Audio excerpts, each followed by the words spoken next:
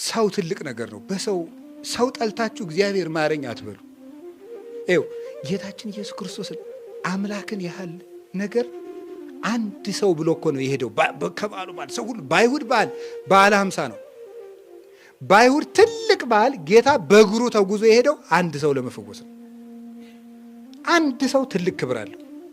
በአምላክ ደም ተለውጦ የተገኘ ነው አንድ ሰው። በአጠቃላይ ሰማይንና ምድርን ብትደምሩ አንድ ሰው ሊገዛላችሁ አይችልም፣ አይቻልም።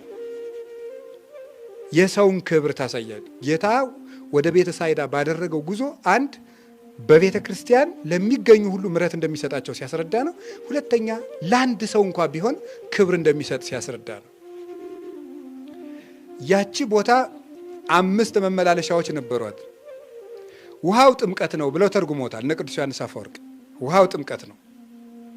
5ቱ መመላለሻዎች 5ቱ አዕማደ ምስጢራት ናቸው ብለው ተርጉመዋል። 5ቱ አዕማደ ምስጢራት ምስጢረ ሥላሴ፣ በሥላሴ ማመን፣ በጌታ ሰው መሆን ማመን፣ በጥምቀት ማመን፣ በቁርባን ማመንና በትንሣኤ ዘጉባኤ ማመን 5ቱ መመላለሻዎች።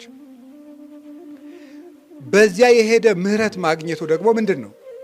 በእነዚህ 5 ምሰሶዎች ያመነ የክርስቶስን ምሕረት ያገኛል ነው።